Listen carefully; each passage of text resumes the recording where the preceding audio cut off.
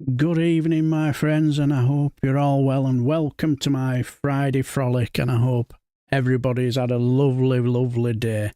And and I hope you all geared up for the weekend, and I hope you've got something, whatever it is you're doing, wonderfully planned, and I hope everybody is very, very well.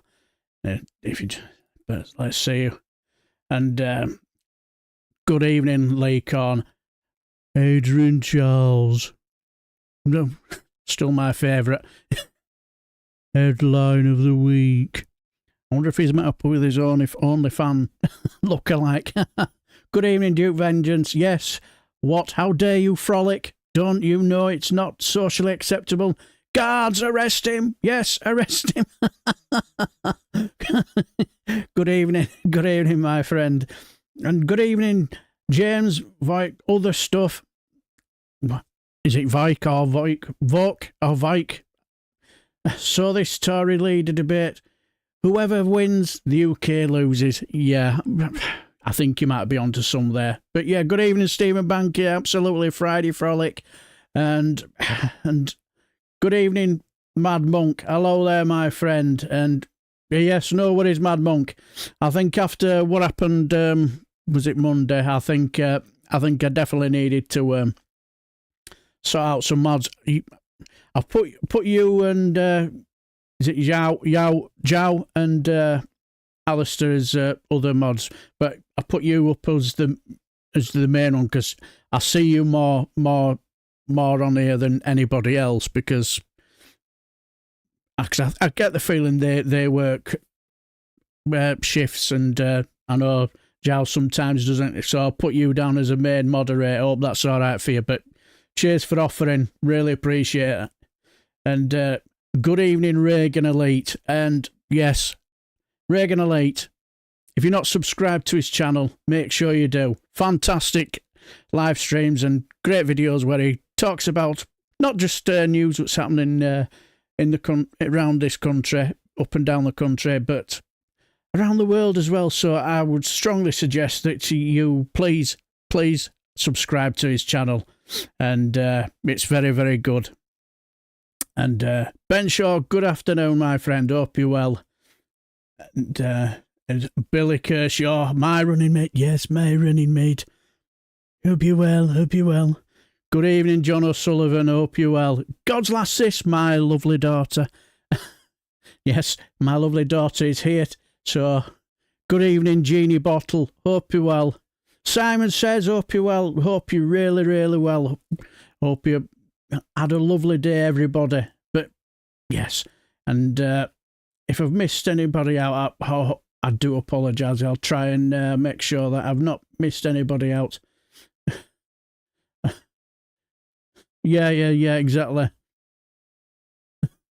Yeah. Yeah, I totally agree, Steve.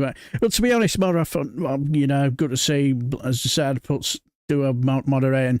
Yeah, well, I think after what happened on Monday, I wasn't impressed. I just wasn't happy. Because like, there are certain people who have a lot of time and respect, and who are part of the LGBTQ community, and they deserve better than the nonsense we had to deal with on Monday. So I'm sure you will, Mad Monk. Somebody who's as experienced as you are as moderating, I'm sure you'll do a fantastic, sterling job. And thanks for offering, and really, really do appreciate it. And hello, Alistair Kerr. Hope you're well. I hope you're well, my good friend. And have you noticed you're one of my moderators as well? And hope you're well. And thanks for offering. Really, really appreciate it. So anyway, good evening all, and let's get down to my Friday frolic, where we'll do something different to what we normally do, because for the simple reason, we'll have the professionals later on. I'm what you class an amateur, while the rest, like Reagan Elite, Max, and other people who do live streams, they're the pros. I'm just an amateur. Good evening, Andrew, and hope you're well. And I hope you're really, really well. And what we do on my live stream on a Fridays, we basically just have a frolic and a laugh at complete idiots who shouldn't be taken seriously. And we also enjoy the fantastic comedy of people who take the piss out of people who shouldn't be taken seriously. Yeah, no, what is Stephen Banky? Yeah. Well, to be honest, they basically they offered their services, and when you get offers like that from three fantastic people, it's an offer you cannot refuse. But anyway, but like as I say, we take the piss out of people who shouldn't be taken seriously, like this certain clown. Anybody remember the mutton head of Marlin Outwood? Yes, our complete dunderhead, that is Andrea Jenkyns. Yeah, our finger-flipping Andrea Jenkyns. See, the thing is, I don't understand why well, maybe they did it to take the piss out of her, but why are they on Have I Got News For You? Because, let's be honest, she's got nothing of interest to say, and she's just a horrible little turd, isn't she, really? I cannot stand her. Well, anyway, the subject got onto a little bit of our Spafford Johnson, and clearly she wasn't happy with the audience's responses when she mentioned her hero. He'll come back, won't he? I don't think it's over for him, no. You don't think it's over? I still think Boris was one of our better Prime Ministers. Yeah. I see you selected the audience, you know. The people who don't like Boris or Conservatives, yeah. You can't just say you've selected the audience. You've got no evidence for that, no proof. It's just bollocks. This isn't GB News.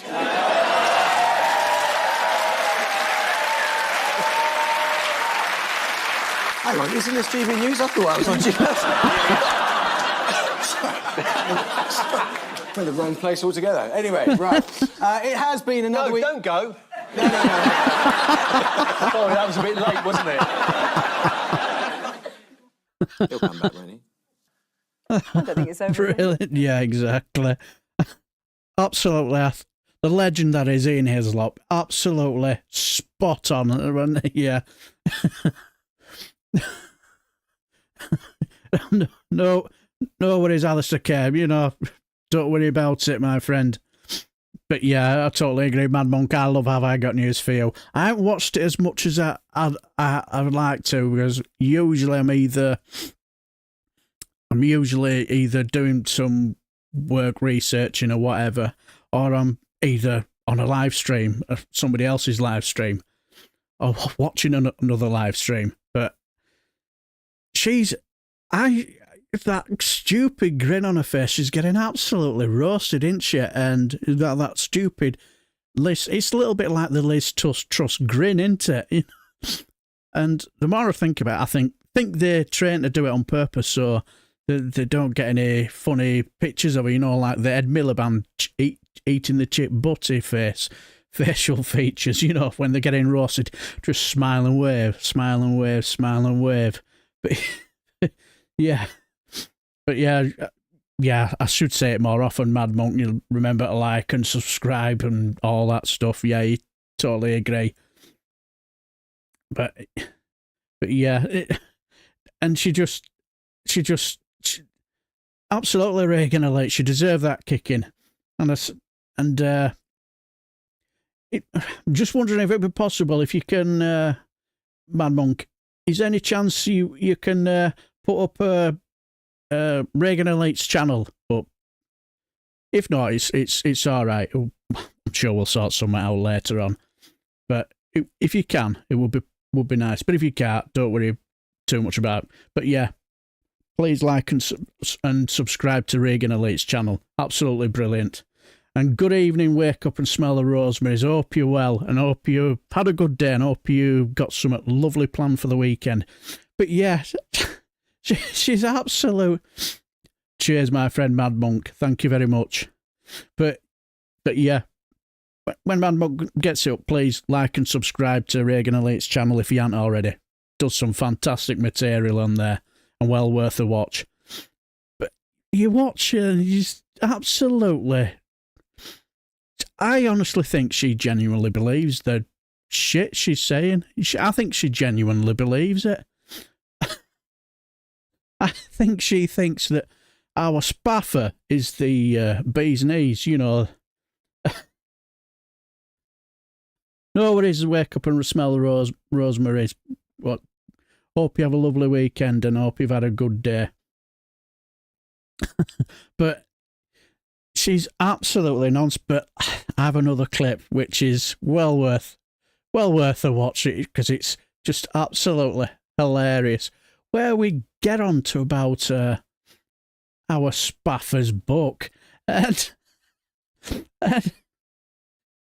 let's just say both her and Ian Hislop have a bit of a two-way conversation. It's very, look at that stupid vacant grin, you know, lights on but nobody's home look on her face.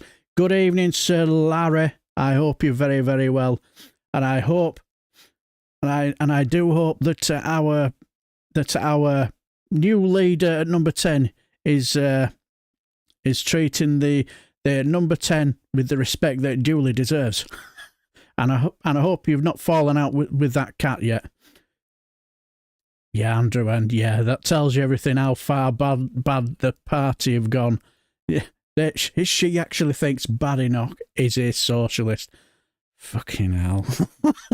I'm sure there'll be plenty of socialists in that channel now who'll be sat in the chat now, be thinking, according to her, I'm in the same box as fucking Kemi bad enough.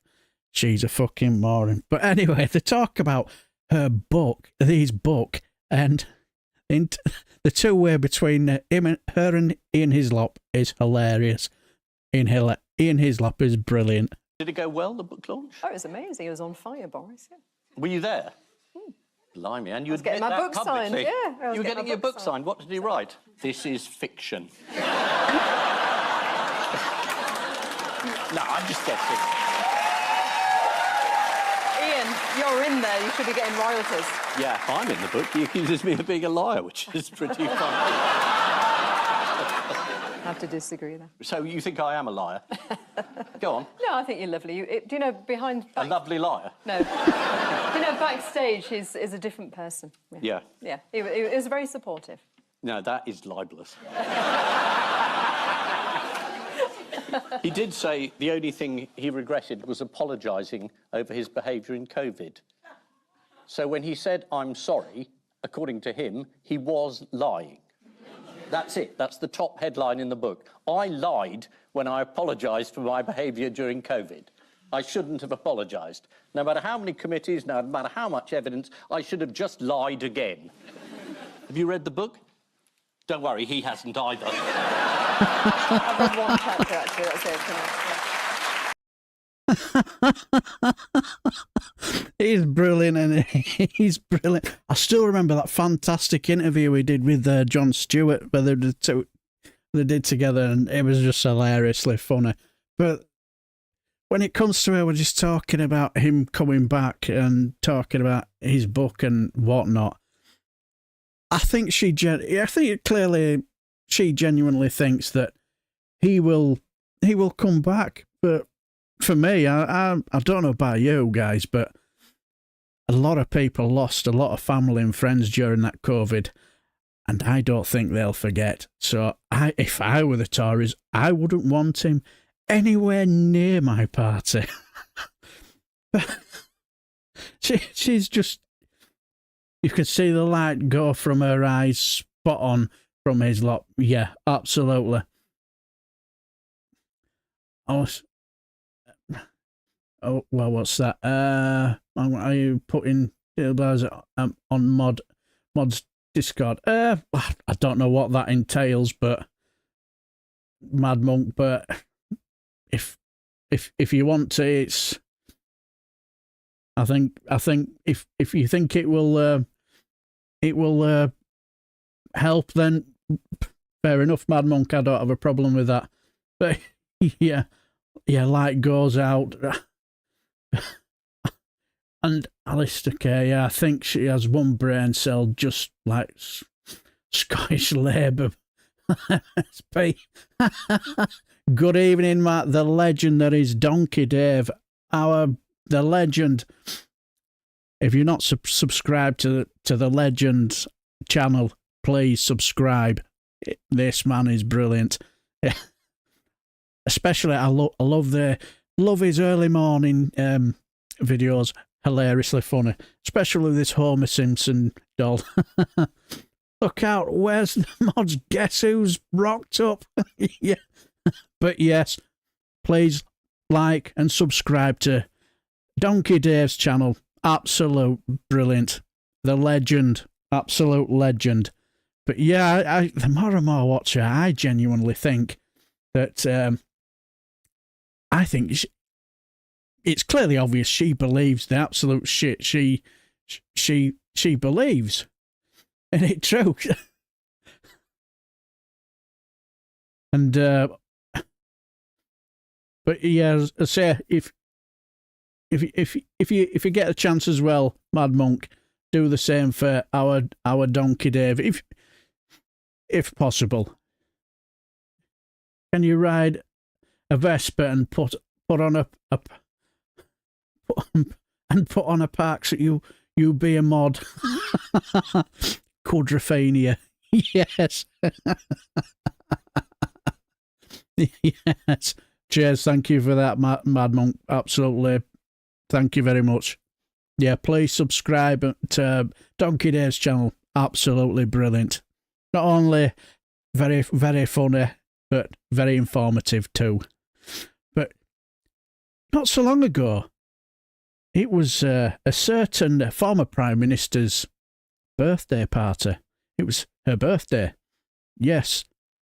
Yes, it was Thatcher the Milk Snatcher's birthday party. And all I can say is we got an inside scoop. An inside scoop to the birthday party for the one, the only, the absolutely horrible Margaret Thatcher. And let's just say it went down a storm. 6, 5, 4, 3, 2, 1. Count the kick!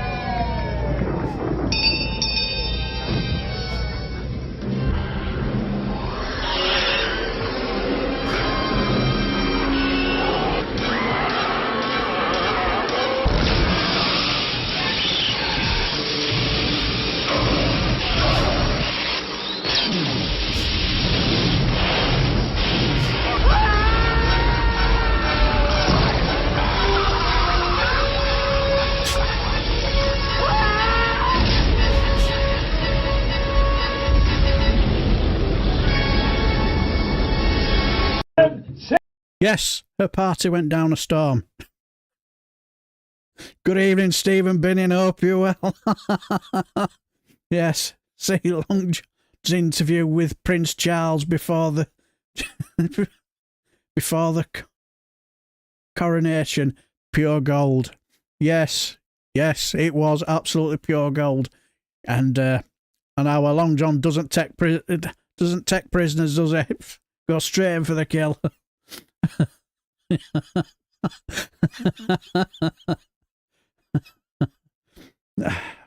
But yes, absolutely, Stephen Mankey, that was frightening. Yes, yeah. As you can tell, the spirit of Maggie Thatcher, she didn't hold back, and she didn't take any prisoners either.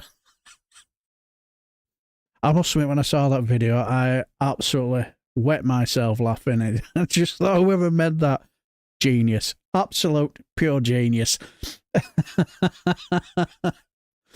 And as we can see, there's our honest Bob. Yes, the other one who's sort of like selling his soul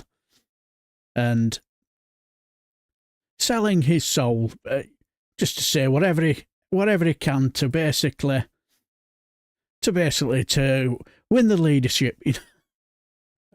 Mind you, like as I said, doesn't matter who wins, the UK loses.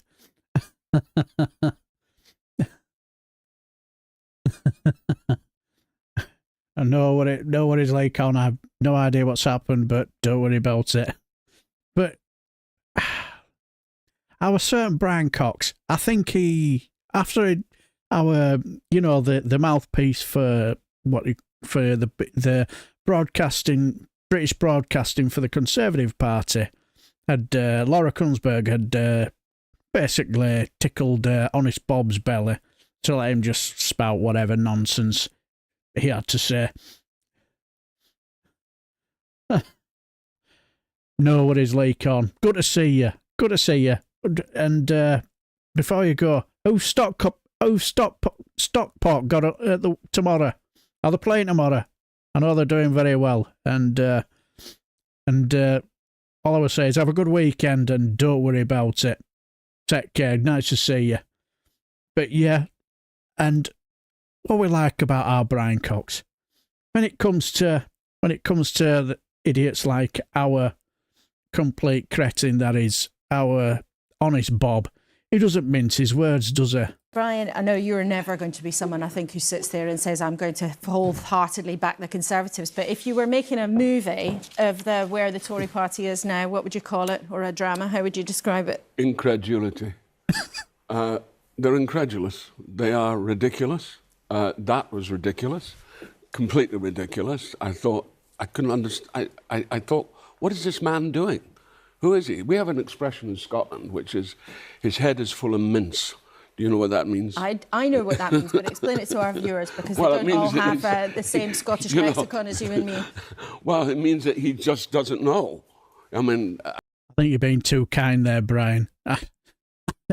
You're right about his head being full of mince, but I think it's because he's just an absolute ball sack. I mean, the whole thing about Northern Ireland is just ridiculous, absolutely ridiculous. Well, when you think of the Good Friday Agreement and the care and what went into that, it's absolutely nonsense. A man, if they get him as leader, they're welcome to him. And yet lots... Brian, I know you... Yeah, exactly. I suppose anyway, I suppose it doesn't really matter who wins. I think as a country, it's not good for democracy, because we're not going to really have a stronger opposition hour, because it's pitiful. And he's right. You could tell with our Honest Bob, he just basically says whatever he thinks will just get him the votes that he needs. Man, shit, judging by what I've been seeing, his leadership race does seem to be floundering. Yeah, absolutely, Reagan. All right. Yeah, well said, Brian. Yeah, yeah. Brian Cox is excellent. Numpty comes to mind. I think you're being too kind, Alice. I could think of a lot more stronger words to say about our complete melonhead, our bell tap that is Honest fucking Bob. But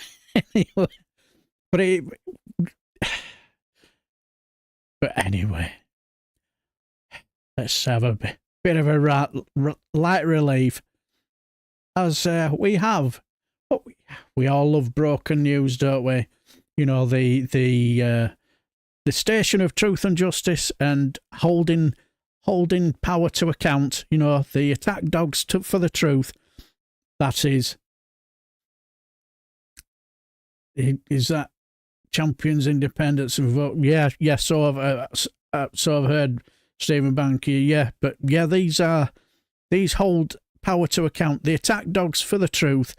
That is broken news as they go through the Tory party leadership race. Welcome to Broken News. The Conservatives say they're determined to stick with recent tradition by choosing the most swivel-headed, batshit leader they can find. It's as the leadership contest moves into its final stages, and our reporter has more. For decades, the Conservatives were known as the party of steadfast convention, fiscal responsibility and soggy biscuit. But recent times have seen them descend into hilariously knee-jerk nut jobbery, morphing into a frothing orgy of mad old rats in a sack. pandering to ruddy-faced fascist sympathisers and then turning against and eating each other until the fattest, thickest and loudest eventually won. Before all this, there was, of course, hope. The party once contained quality leadership material, quietly competent politicians that at least appeared to be slightly progressive. People like Anna Soubry, Kenneth Clarke or Gen Z podcast hottie Rory Stewart. Some political pundits said that this leadership contest was a chance for a moderate new leader to rescue the Tories from their own cack-filled bin fire. But those hopes have faded faster than Jonathan Gullis's post-parliamentary pedagogical prospects. Meanwhile, the final two power sluts in the barrel-bottom scraping race have been making the most of the precious few hours they aren't squawking out of the front of their stupid heads on GB News by conjuring up the most certifiably mental ideas they can squirt out of their gobholes. From Robert Jenrick saying that police should immediately arrest anyone who even mutters Allahu Akbar, to Kemi Badenoch claiming that maternity pay had gone too far. The pair have proved themselves more than capable of continuing the Tories' descent into total irrelevancy. Yes, the battle lines have been drawn. Jenrick wants to cancel human rights. Badenoch says she'll win the votes of the working classes because she once sold a sweaty burger. It'll now be put to a vote of Conservative members who, despite being older than Big Ben's ballsack, are definitely totally in touch with what the country wants. Back to you. What a lovely story. That's all from Broken News. You're up to date.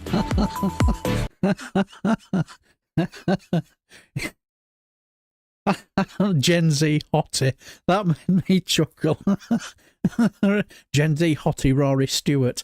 I did watch a bit of an interesting video where him and I nearly said Alice Stewart there, Alistair Campbell, they were doing some live thing where they were, I can't remember where it was, but to be honest, judging by the amount of people there, they sold quite a few tickets, and they were asking him, who was going to vote for Kemi Badenoch, and I think they counted about 12 to 13 hands go up. Then they said, who's going to vote for honest Bob Jenrick? And they were both squinting around going, oh, there's one hand up over there. Yeah. Is that, yeah, you putting your hand up? Oh, no, you're getting a burger. Oh, sorry, you know, hardly anybody. and also then they said, if you're given the choice, who would have voted for James Cleverly? And quite a few people did put their hand up. And you just think, oops. Man, shit, I suppose in a way, they may be right, maybe asking the wrong people, but I just found that very, very interesting. Yeah, Gen Z podcast hottie and man with a Rolls radiator grill. Tell us a story. Good evening, one Gerard. Hope you're well. Hope you've had a lovely week, lovely day, and hope you have a lovely weekend too.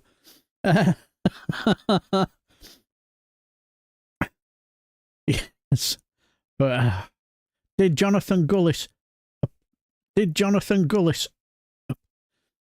We will get to Jonathan Gullis, my good friend Reagan Elite, very, very soon.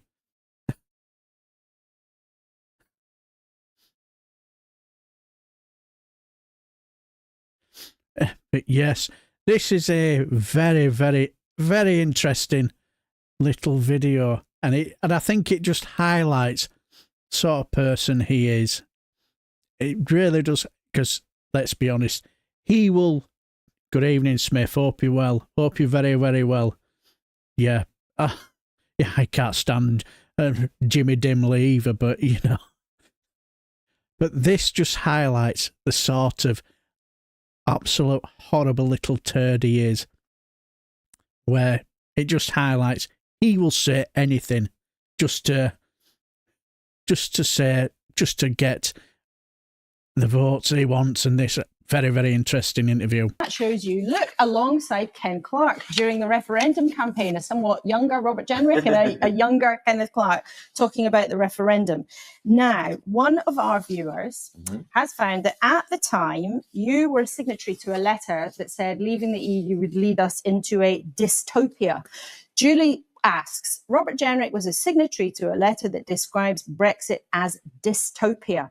Do you still agree with any of its contents? And in case you'd forgotten, you said, we prefer the advantages of membership to a go it alone, us against them dystopia. Well, I don't remember that letter, but my view has changed, absolutely. But I was concerned.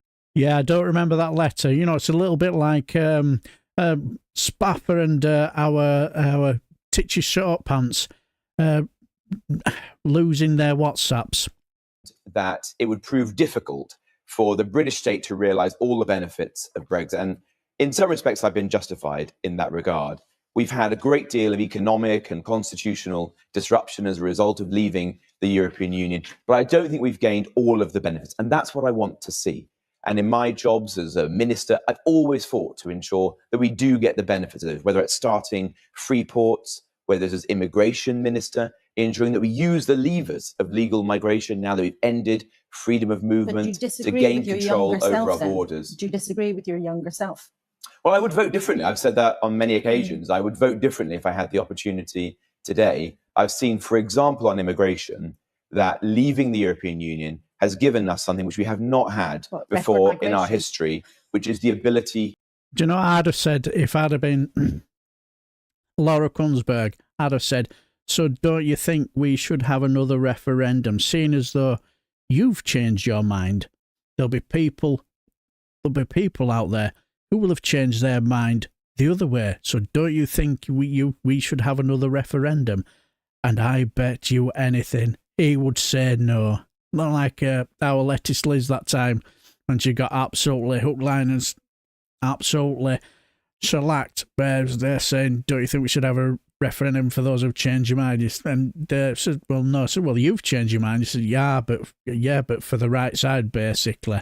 And I would have asked him that, and I bet he would have said no. Yeah.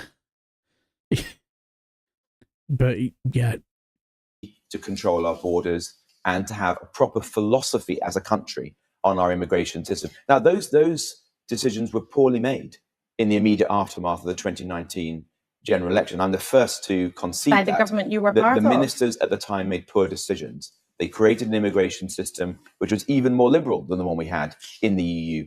I fought relentlessly to change that, and I did so as a minister. Ultimately, I resigned when I felt that I couldn't do even more. Okay. What I want to do is ensure the next Conservative government actually gets the full benefit of Brexit, which I think are very significant. Yeah, shows you it. Complete weather veil, isn't it? You know, change his mind as soon as the wind changes. Whatever suits honest Bob. Yeah, exactly, my friend Donkey Dave. Yeah, higher immigration. Yeah. Yeah, Gunsberg just wants her beloved BJ back. Yeah, don't she just? Yeah, well, of course she won't do vengeance. She won't ask that. It would require her to have a spine and actually do a job. Here is JD Vance, Siamese twin. Yeah, I could see the likeness, Sir Larry. What I used to do was, me and my wife, because like we do enjoy his cricket, we used to play cricket identity, like, you know, if we see somebody who looks like a certain person, you know, like see somebody with ginger hair, if he looks very slightly like Ed Sheeran, we'll say Ed Sheeran 1 run. If he looks very much like Ed Sheeran, we'd say Ed Sheeran 4 runs, boundary. And if he's practically his doppelganger, Ed Sheeran 6 runs out the park. So I can see the exactly, Donkey Dave. Yeah, just a career politician. But yeah, and keep for yeah, Costa. There's that old saying, isn't there, Andrew? And you get the government, you are the politician. that you deserve. You look at Clacton. Are they happy with their purchase? Judging by what I've been hearing, probably not. But spare a thought for these Tories, because let's be honest. Because like we heard not so long ago that what was it? Yes, inflation figures seem to have really been going very well. So this complete bell tap. This complete bell tap. He tries to basically claim that, oh yes, the reason why it's doing well is because of what the Conservatives have done. You must be pleased with the inflation rate figures? Yes, I mean, we welcome the reduction in inflation. Of course, there's a time lag to these kind of economic statistics, and this reduction is largely a result of the difficult decisions that we made when we were in power, we were in government. So the reduction is good news. It was the number one point of the previous government's economic strategy. I'm worried about where we may go from here. You're not claiming success from your previous government. Inflation figures, this didn't happen magically since July, since there's a Labour government. This is a result of long-term economic planning for a long period of time. Let me stop you there, because when inflation comes down, your government always used to say it was as a result of what you were doing. When inflation went up, you said it was nothing to do with you. No, that's not true. I mean, yes. You must be pleased with the inflation rate figures? Absolutely, yes. I mean, yes. we welcome. Yeah, said that through gritted teeth. But yeah, we remember, when inflation went up, Bank of England's fault. When it went down, yes, it's our good fiscal responsibility and governance and all that. Yeah, absolute donkey, Dave. Talk about deluded. Clacton, yeah, hasn't been there for 5 years, is it? Yeah, the only thing inflating is the constant lies, yeah. I can sneak in on wee inflatable from my swimming pool with here in South Africa. Very nice. Just don't tell us about the weather. We don't want to know. Especially if it's hot. We don't want to know. Yeah, both parties are breaking it as they think it will look bad if there's a British BR independent vote. Is that what you mean by that, Alistair? Man kicked in the head several times by a horse, gets interviewed on Sky. Oh yes, don't they just? But yeah, this nonsense, it does seem to be catching. It does seem to be catching. But you've all been showing a lot of concern for our unemployed Gullis, the man who's struggling to find work. And what I like to see is that you are all showing plenty of sympathy for the man, especially our Sir Michael Take. He said, please spare a thought for the supremely talented Jonathan Gullis.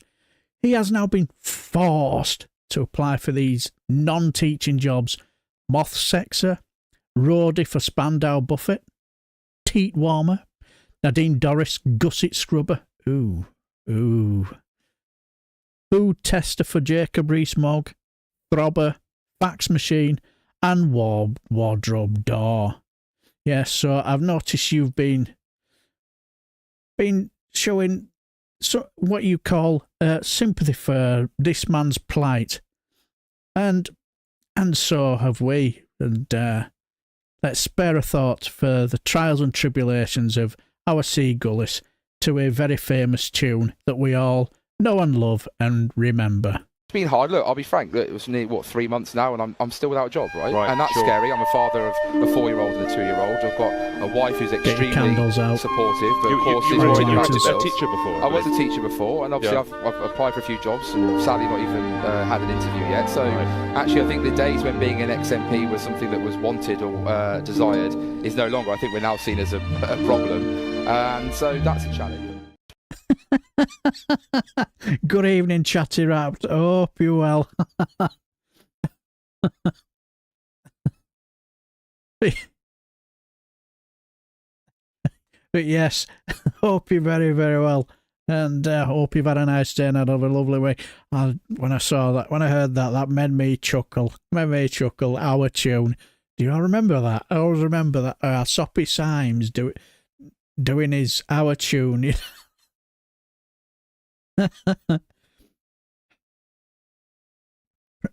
Yes, Doris pre-filming fluffer. What my favourite was the wardrobe door. Do you think he might be underqualified for the dizzy heights of a wardrobe door?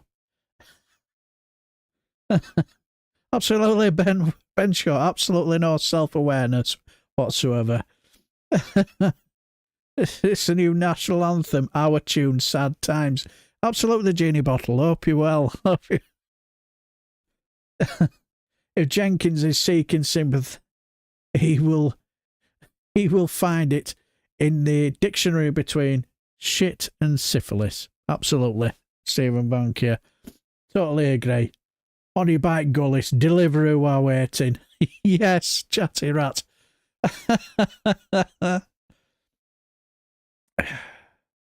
Yes, I fear right, but thanks for that.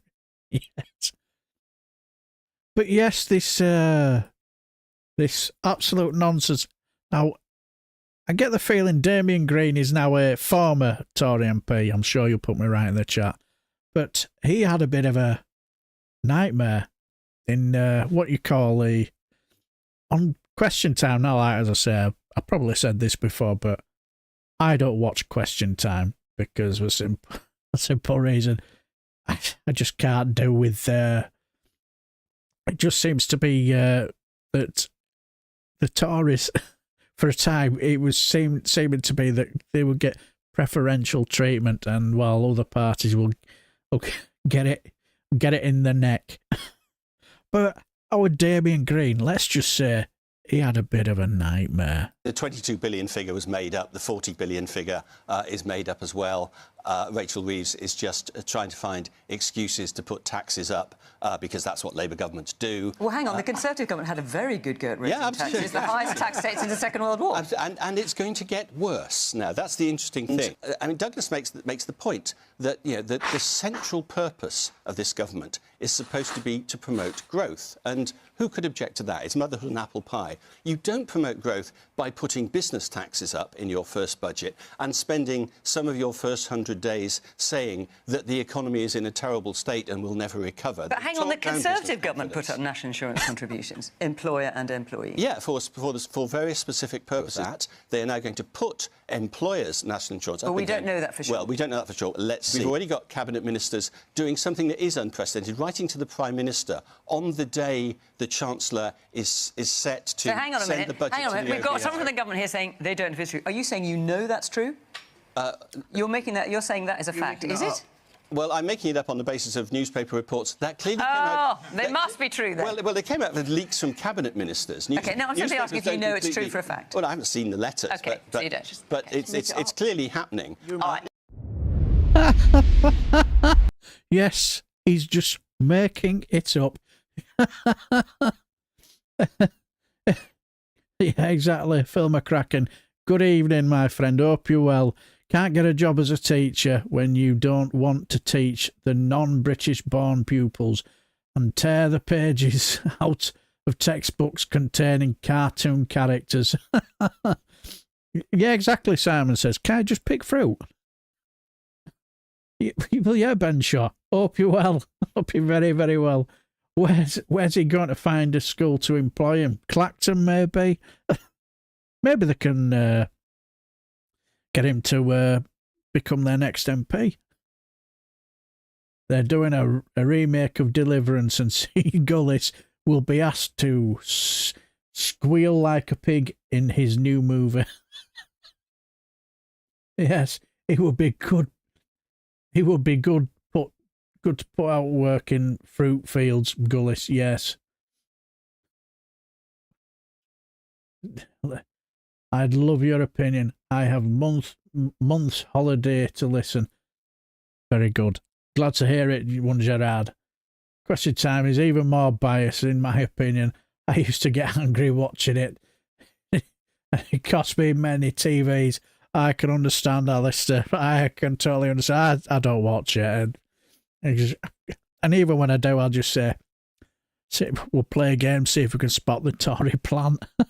I can't but blank when I listen to these. I say loosely, politicians. It just doesn't do them. Yes, Witherspoon's always looking surprised. He's not being headhunted. Just we request if you're going to swear, please add subtitles in it, as it won't be held for review, and will stop YouTube interfering in the channel. Very good. Totally agree. My blood pressure won't allow me to watch Tory stitch up Bruce and all the plants in the audience. Makes me heave. Yeah, I know what I mean. I don't bother watching it myself. His info. Yeah, absolutely. So Larry's got his info from Andrew Tate. Yes. Get him a job in a care home. Totally agree. But yes, he had a bit of a mare. But let's lighten the mood. This is what we class as how stupid this is how I view how stupid the Tories are. Donkey laughs at dog getting shocked by electric fence. Let's all sit back and chill out and have a bit of a laugh.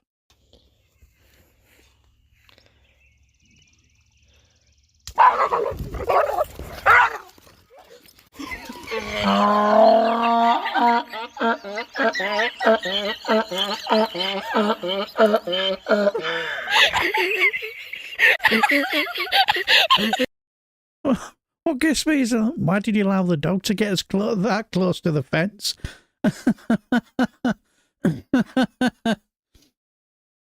Why do you allow your dog to get that close to the... But the thing is, when I hear a donkey do that, it always makes me chuckle.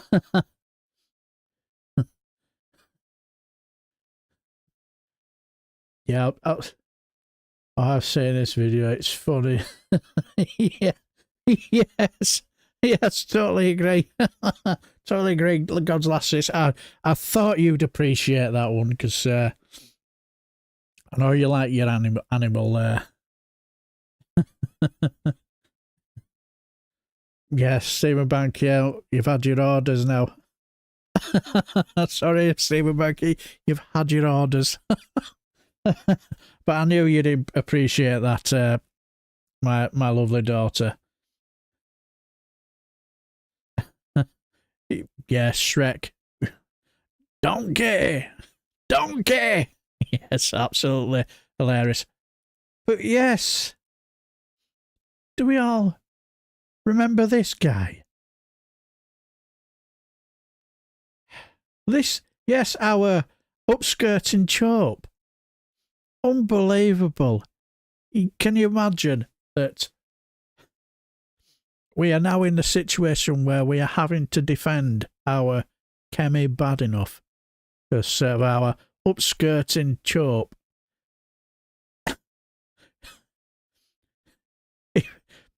Yeah, Stephen Benning, Gullis may get a job if they ever made a British remake of The Hills of Eyes. Yeah, absolutely. But wouldn't those people in the hills be a bit more intelligent than him?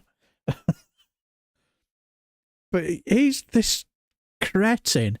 He's put people who cannot stand the likes of Kemi bad enough, defending her, and just shows you what an old fossil this guy is. You just think no self-awareness as he's saying it. You're just thinking nothing in his brain is basically saying, "Are you on a bit of dodgy ground while I'm saying this?" But no, just carry on. I myself am supporting Robert Jenrick because I think he's brought more energy and commitment to the campaign, and being leader of the opposition is a really demanding job. And much as I like Kemi, I think she's preoccupied with her own children, quite understandably. But I think Robert's children are a bit older, and I think that it's important that whoever leads the opposition has got an immense amount of time and energy. Sorry, Christopher, can I just clarify that? You're saying that a woman shouldn't be standing to be leader of a political party because she's got young kids? I'm not saying that at all. I was one of Margaret Thatcher's strongest and staunchest supporters. What's giving you that concern, though? Well, what gives me the concern is because I understand from talking to colleagues that Kemi spends a lot of time with her family, which I don't resent at all. But the consequence of it is that you can't spend all your time with your family as at the same time being leader of the opposition. And you could argue that Margaret Thatcher's family suffered as a result of the commitment and dedication which she gave to leading our country. It's perfectly fair. It's a perfectly fair point, and it's where you're not involved. You haven't got a vote in this procedure. It's a perfectly fair point, and if you're looking forward to Kemi becoming Prime Minister, that's great. I don't resent you saying that. Okay, just very quickly. What's your view on this contest? Many women will be shocked by those comments. I'm really proud that we live in a country where we've had women who have become Prime Minister. We've got the first woman Chancellor at the moment. I think there should be no barrier to women standing in public life. You're completely misrepresenting what I say. No, Shane. What I'm talking about is the time commitment involved in being leader of Her Majesty's or His Majesty's opposition. Yeah. What an old fuss. Remember, this is the same guy. Remember when I think it was Stephen Reid is going through a bit of a speech in the House of Commons, and all of a sudden they're absolutely losing the marbles, and the absolute clown that is Victoria Atkins. Yeah. She jumps up and gets on dispatch box, screaming, shouting, and he was in the chair at the time, as deputy speaker, and he's talking whatever, looking at him. One of his aides is saying, just to let you know, are you gonna sort this out? Are you gonna be saying what's happening here? Oh, yeah, all right. Order. I think you've acted abominably. Just think, she's been there for about an hour and a half, doing whatever the hell she liked. But I remember, though, listening to James O'Brien earlier on today, and he said something really interesting, and I thought, when he said, representing His Majesty's government. So would he have said the same thing about the Queen? The Queen shouldn't be the head of the state because she's got young children. And also, hasn't Keir Starmer got young children? So should he not be running the country? Doesn't Rishi Sunak have young children as well? I know it's the woman, And as far as I know, I can imagine honest Bob, he'll have been watching that with his head in his hands thinking, will you shut up? I nearly swore then. I'll have been on the naughty step with Mad Monk then. But and as far as from what I've heard, I'm sure I've heard somewhere that he's come out and he's given him it both barrels. And we're in that situation where we're having to defend Kemi bad enough. You do realise after this live stream, I'm going to get in a shower and have a long, hard shower because I feel dirty. Yeah. He doesn't like chemical bad brain because he wears too many trousers. Is Mark Thatcher still lost? I don't know. I remember that story when I was a kid. I remember it. Remember Newsround? I'm sure I remember they were talking about that on Newsround. Absolutely. Yeah. His Majesty's opposition. Yeah, absolutely. Not seen Carol Thatcher of late. Has she gone missing too? No, I ain't. I think she didn't she disappear from our screens under controversy.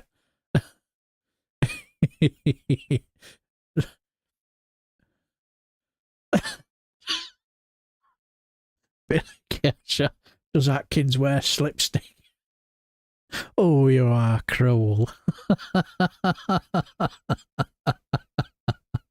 Yes.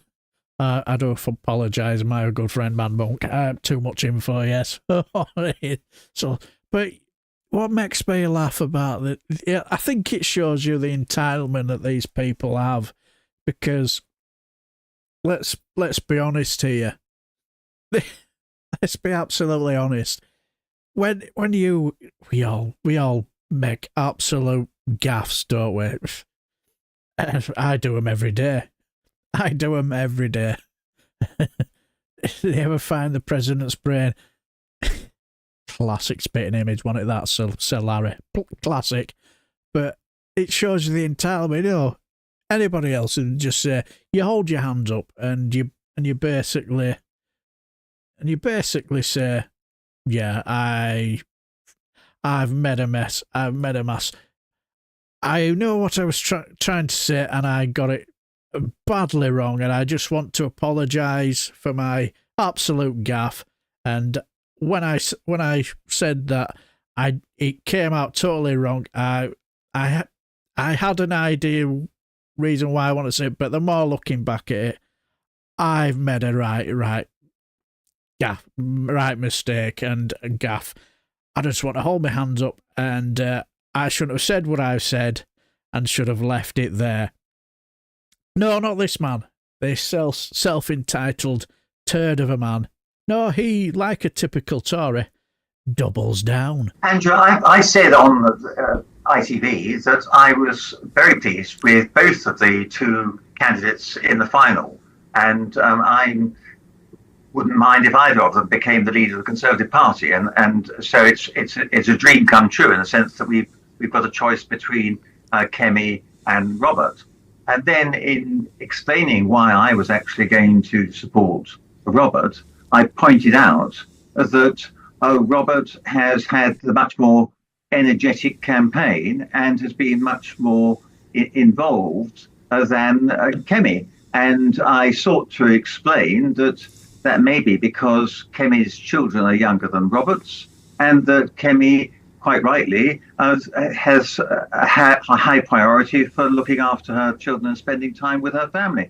And the point I was making was that it is one of the most demanding jobs in Christendom to be a leader of His Majesty's opposition. And what you need is an enormous amount of time and energy devoted to that.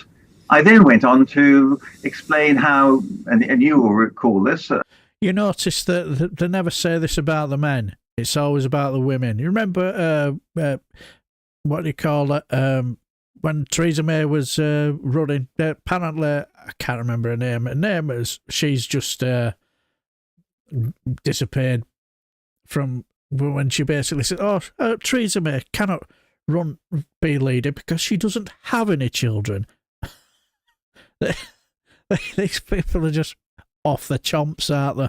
How Margaret Thatcher gave up her life for service of the country, and to an extent that was as a sacrifice to looking after her children. So I was making. Hold on. What age? Hold on. What age were Andrew? Was that? Hold on, Christopher Cho. What age? Christopher Cho, can you hear me? No, I can't actually. So some of the people on the programme, that is classic Nick Abbott. Can you hear me? No.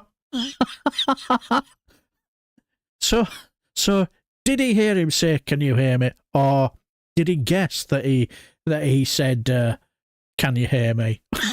People on the programme started thinking I was attacking women and families and all that sort of stuff, which I wasn't doing at all. Okay, right.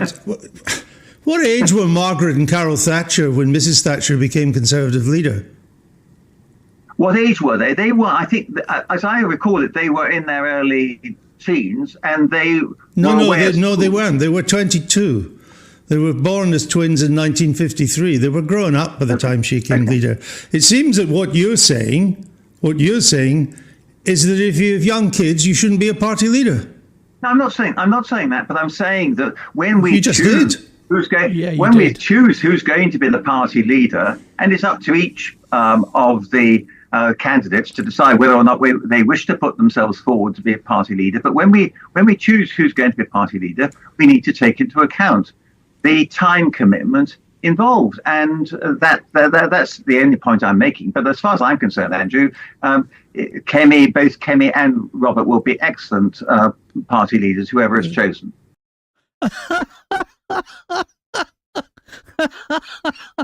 What a tit. Good evening, Kevin, lad. I hope you're well. I hope you're very, very well. Yes. In Chisholmdom, yes, sounds like the haunted pencil, doesn't it just? Yeah, he absolutely crapped the bed and then decided to get back in it and roll over it. Yes. And several times, yes, totally agree. He might as well have just crapped in his hands and clapped, hadn't he? And it just shows you the entire, you're on a hiding or nothing. You're making yourself look a complete and utter cretin. But no, double down, because I suppose in a way it's a Tory way, isn't it? Absolutely mental. Is he trying to get to Australia? Someone needs to take that shovel off him. I suppose last night he'll have been halfway there, and I suppose after that interview, he'll have got to the other side and go, "Hello, sport. Have you got any of the amber nectar?" As he's looking at somebody like Paul Hogan. Is Paul Hogan still alive? I don't know. But where's Chisholmdom? Not sure this guy knows where he is and which country, which century he is. Yeah, I totally agree, Janey Bottle. But one thing is certain, it's certainly not in this one, is it?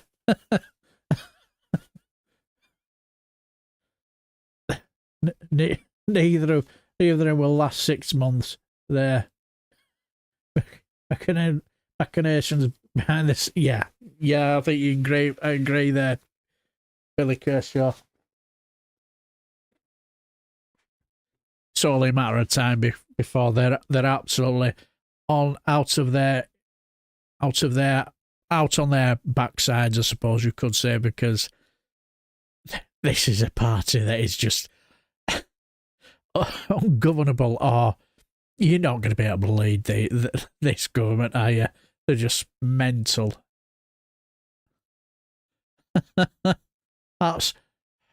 This is brilliant.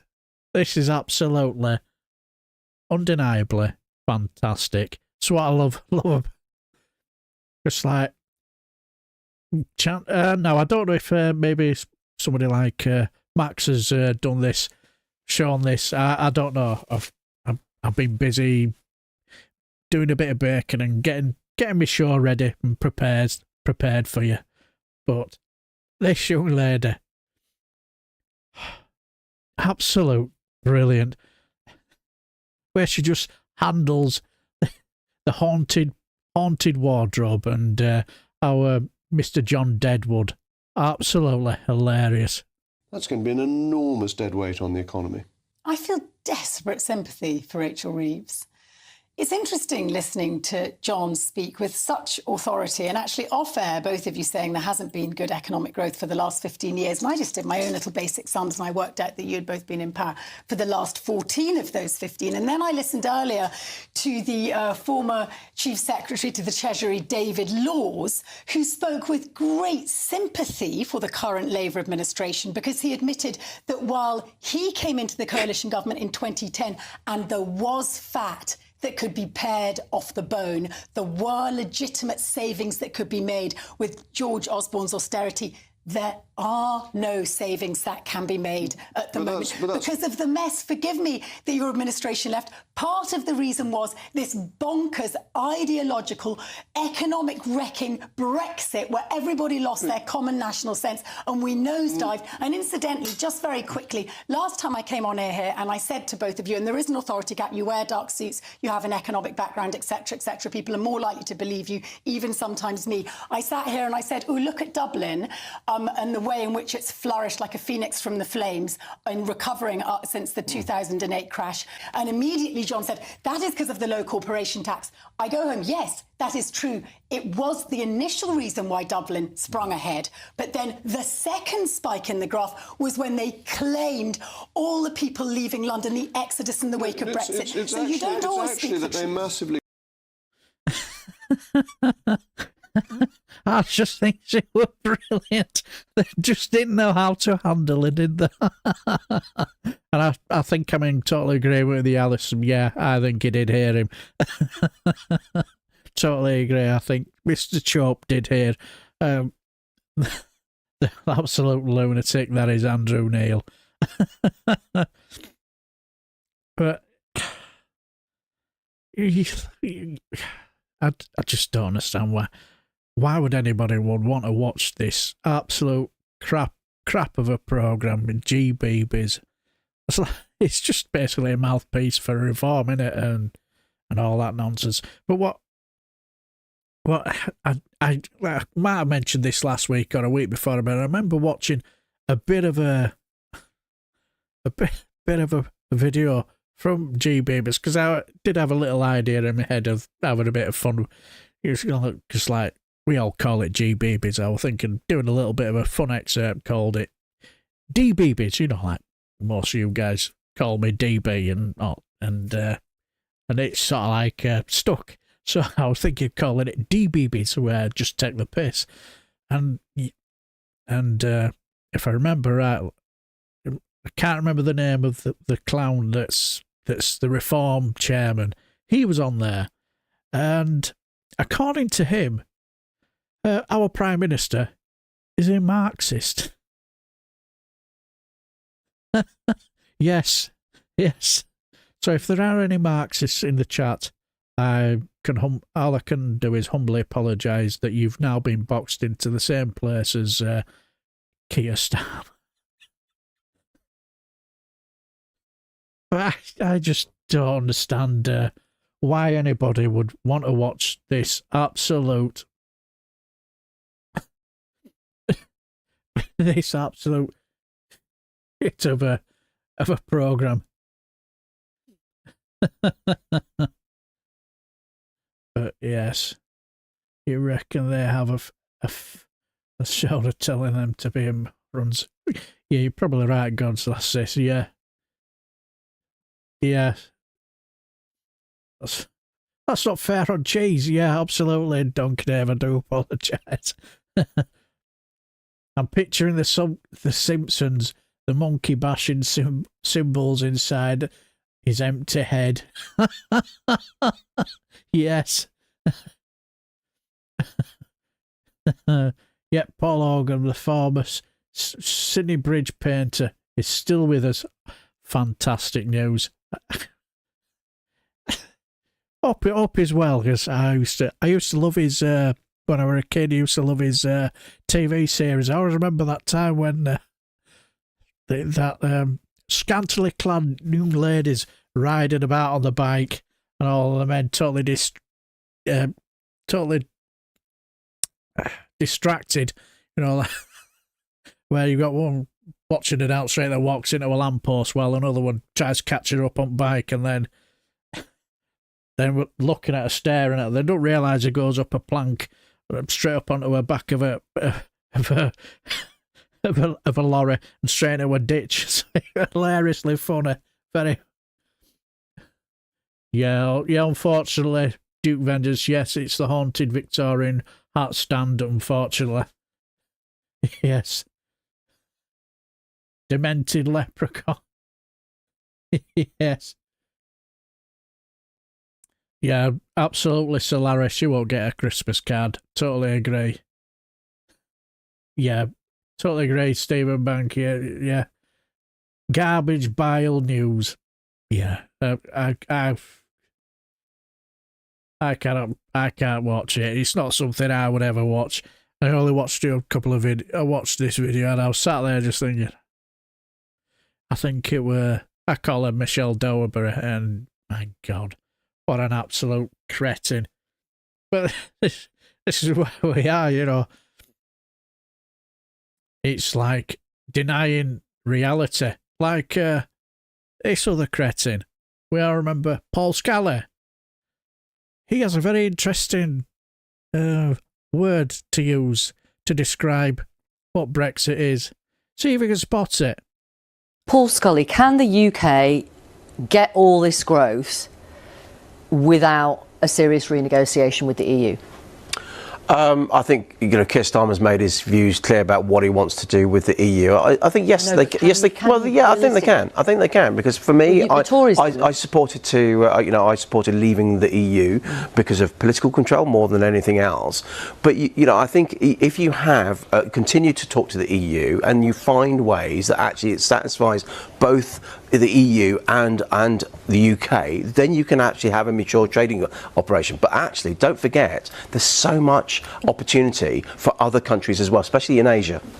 I think the issue that Labour's got is they don't want to reopen this issue of Brexit, as we very clearly saw in that interview over there. And where we are as a country with sluggish growth, real productivity issues, one of the first things that you'd look to do is look at what you can do to reduce barriers to trade with your nearest trading bloc. Unfortunately, in the last 7 or so years, the UK has put up those trading barriers. It's absolutely bonkers when you look at what's been going on with our economy. But Labour obviously don't want to go there. Obviously, there are other things that you can do to try and boost growth. It's also very difficult, I think, because, it's not like we can go knocking on the EU's door and rejoin the single market and customs union tomorrow. I think that would be difficult, probably politically, but also from a substantive perspective. The EU's moved on from Brexit, but we can't get away from the fact that that we had an impact on leaving the EU had a big impact on trade and therefore on GDP. But we've also had a sluggish growth for about 20 years. If you actually look at average growth around that time, big dips and what have you. And there was 2 years. There was 2 years hiatus after. There was a 2 years hiatus when we had that hiatus in Parliament as well. But you cannot deny that putting up trading barriers with your closest neighbour is not good economic but that's a two-way street. Every fiscal forecast by the Office for Budget Responsibility in recent years has talked about how it's a 4% hit to GDP. But what I'm saying but it's a two-way hit, so that's why we do need a mature relationship with the EU. But yes, it's a two-way street. Yeah. Brass neck of this guy. We also must look at the ASEAN countries and India and China as well. What's interesting about that mature relationship, talking to EU diplomats in recent weeks, they say, look, that's lovely that Keir Starmer's smiling at us, that's really, really lovely. But they all say, what do you want in the UK? So Keir Starmer says, I'd like a veterinary agreement, which will ease some of the GB EU checks and the GBNI checks. We quite like that. And they say, oh, that's absolutely marvellous. And what do we get in return? Paul Scott. Exactly. I just thought them two were brilliant. Yeah, according to Paul Scally, it's a two-way street. But good evening, my good friend Julie Brown. Hope you're well. Hope you're very, very well. Here's a thought.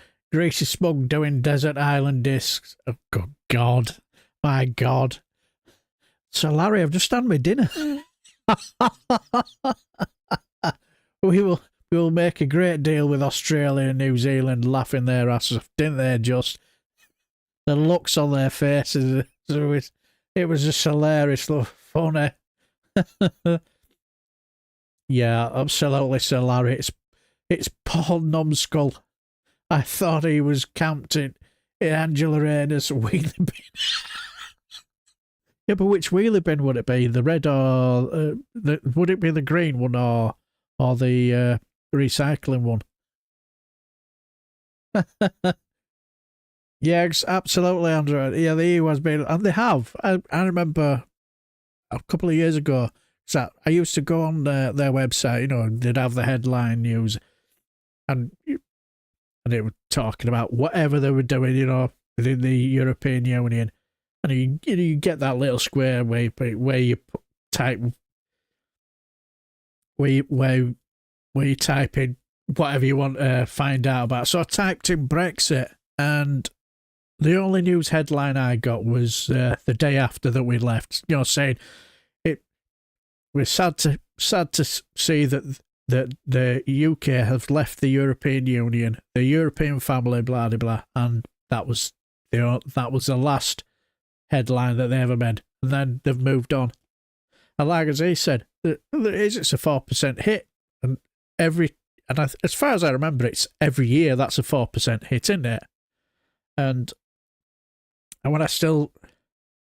if I bump into some people who voted for Brexit, well, I might bump into one or two when I go to football tomorrow. You know, yes, I still talk to them, but when I said, you do know that the economy takes a 4% hit every year, and you'll get, yes, so what? Well, I don't care. So I'll just usually say, all right then, once a year, why don't you leave your back door open and ask the local burglar, you know, Fingers McGee, pop in and just take 4% of what's in my house. See you next year. I bet there won't be. I bet there won't be too keen on that, would there?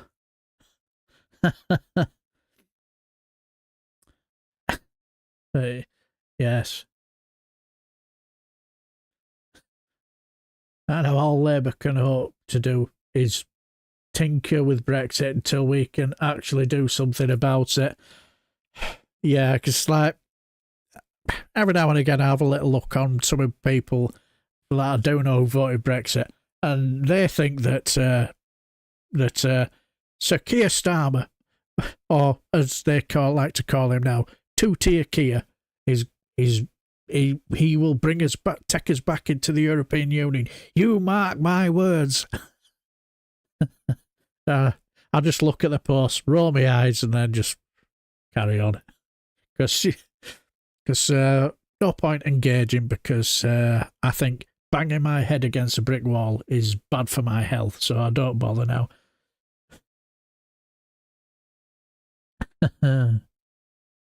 But yes. I see my former MP Richard Holden has opened his gas tap again. 20 volt Billy Dicky.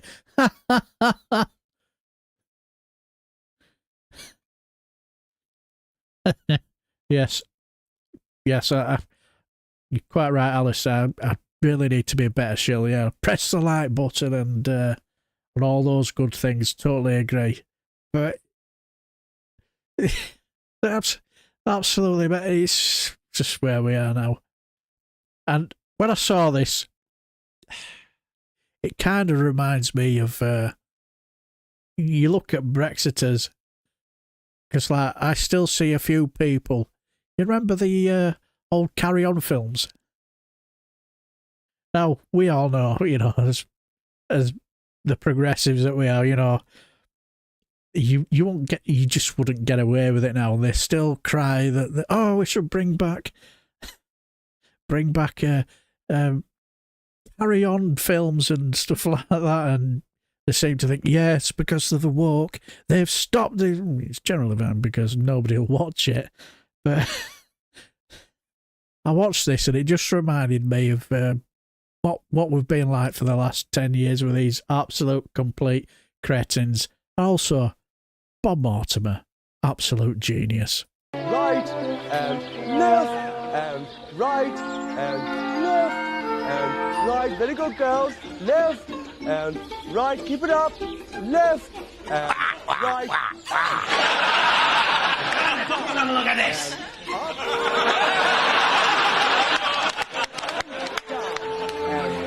Dude, look at the girl.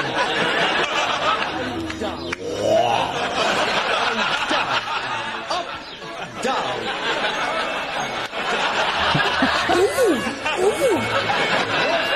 Fling. Right. Fling. Together. Fling. Fling. Fling.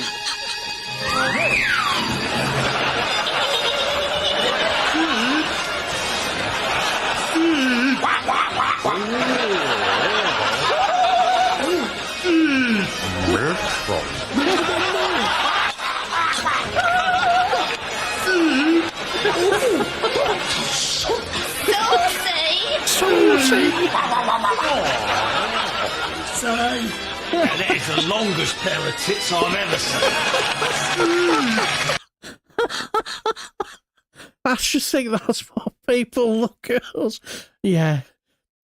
Will Self, I still remember them with our weekend warrior. Yeah. Yeah, I still remember him with our weekend warrior where he absolutely got rather exercised.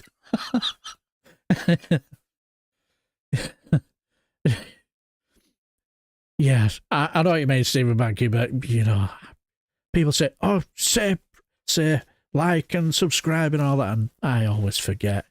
I'm terrible for it. But yeah, exactly. Well, I'm not amused.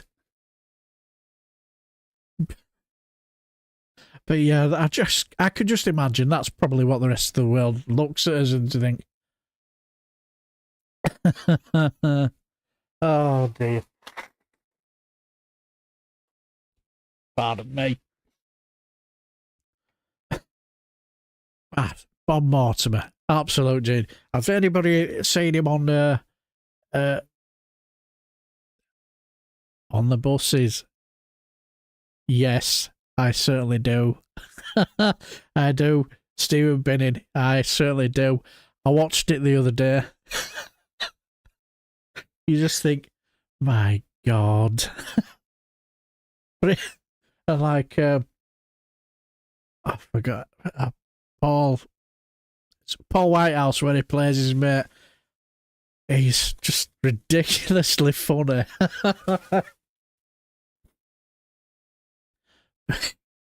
But I'm seeing Bob Mark when he does Would I Lie to You? He is absolutely brilliant at that. Hilariously funny. And there's a YouTube channel called it, I think they call it Regeneration Nation TV, I think they call it, where they watch all sorts, do all sorts, and they watched a bit of Bob Mortimer doing Would I Lie to You? And absolute lovely couple, and she's just bellying up laughing. She's absolutely bellying up laughing. The sounds sound like my brother for no reason. Yeah, I can attest to that, yes. If you ever watched my son's YouTube channel, he loves his gaming, where my daughter, they both do their bit, and you can hear my son make some hilariously funny noises on his channel. He does his gaming, where he does his gaming channel, and all you can hear is my daughter in absolute hysterics because he makes all sorts of funny, hilarious noises, spontaneous noises, absolutely hilarious. He's still playing the Borderlands games, my lovely daughter. It's hilariously funny. It's like he'll say something really stupid, and you can hear my daughter go, and you know full well she's putting her hand over her head and say, "Can't you say something sensible?" But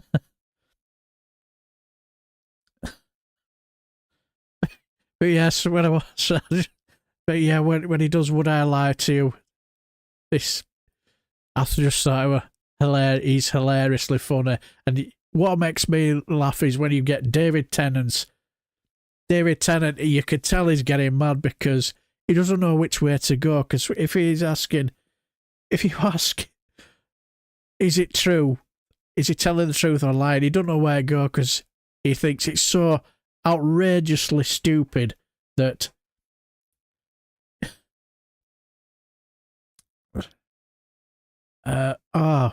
right.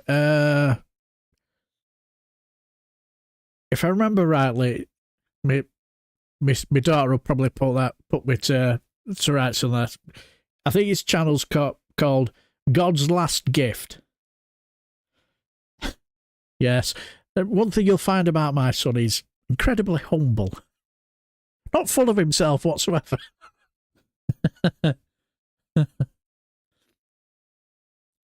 Yeah, and I know what you mean, Mad Monkey. Yeah, his channel's called God's Last Gift. but this is, we go to a bit of the old American politics because we know that the yes, you are playing the Borderlands. Yeah, the pre-sequel. Yeah, if I remember rightly, his name's called God's Last Gift. Yeah, but anyway, this week, you could say our Kamala Harris, she went into the lion's den and went into Fox News, didn't she? You know, showed how much guts she had. Well, let's be honest, more guts than our Trumple thin-skinned. And let's just say, it didn't go well for Fox News. I won't think this young lady, she's hilariously funny. Well, she goes over it, and it's absolutely hilariously funny. Most of this campaign, Kamala Harris and Donald Trump have stuck to doing friendly interviews. Kamala Harris has gone on MSNBC and The View, and Donald Trump has gone on outlets favorable to him, like Newsmax and the No Fatties podcast with the Roofie Bros, sponsored by creatine. But this week, they tried something new. She's going into the lion's den of Fox News. Kamala Harris went into the lion's den. Kamala Harris went into the lion's den and came out unscathed. Donald Trump last night had a town hall on Univision. He goes into rooms that are not very friendly. Donald Trump is willing to walk into the lion's den. Yes. Both Kamala and Trump went into the lion's den this week. Although they only got Trump there by telling him it was the name of a strip club. Now, Kamala's lion's den was Fox News, so I guess it was a fox den where she sat down with Brett Baer, so maybe it was a bear's den.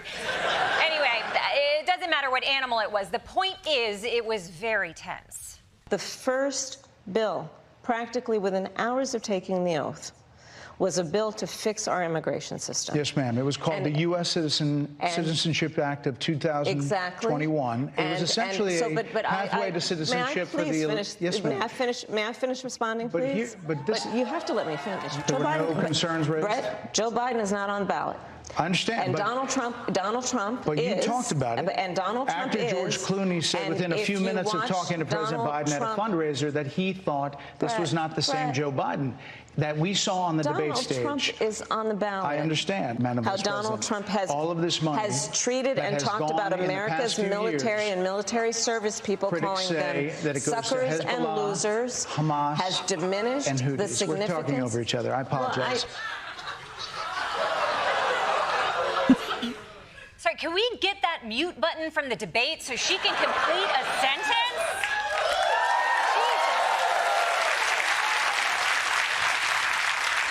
Brett, you invited her on to speak with you. This is an interview with the vice president, not sex with your wife. You have to let the woman finish. Come on.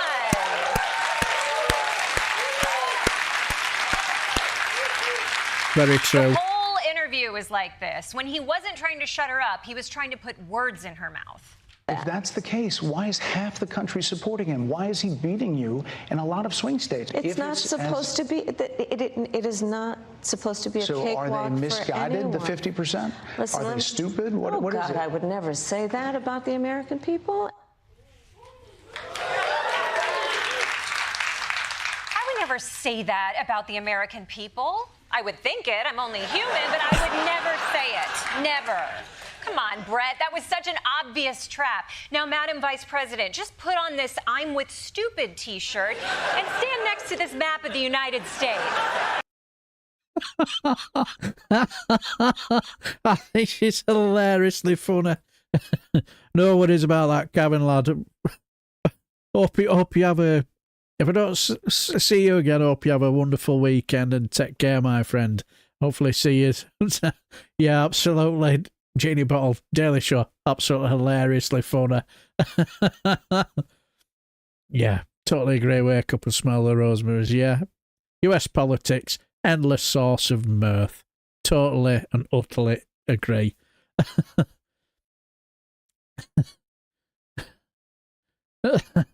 He's taken over her. Just irks me. He's talking over. But the thing is, what I liked about that, don't worry about it.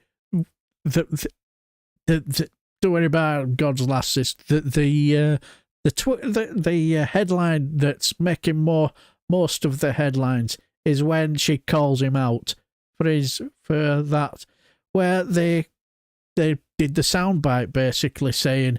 Most of this campaign, Kamala Harris and Donald Trump. Basically, she said that no, that's the wrong clip, you know, and. I'll chase for that, Alistair Ken. I'll say, man, Monk, don't worry about it. It's not a problem. If you didn't find it, it don't matter. Wouldn't have been a problem. But anyway, thanks for all your endeavours, Mad Monk and Alistair. Cheers for that. Much appreciated. As I say, if you like your gaming, my son's channel, you'll enjoy the fun and frolics, the incredibly... The interaction between my son and daughter is very funny. but like as I said, she got a clip out, didn't she? She got a clip. And let's just say that Dan Bear wasn't too impressed, because clearly he looked like the naughty schoolboy that got his hands caught in the till, didn't he? Because he didn't look happy. Now, I have a funny theory, because there's what you call, now after this they did another clip where let's just say I'm trying to work out whether he's done this because he got called out.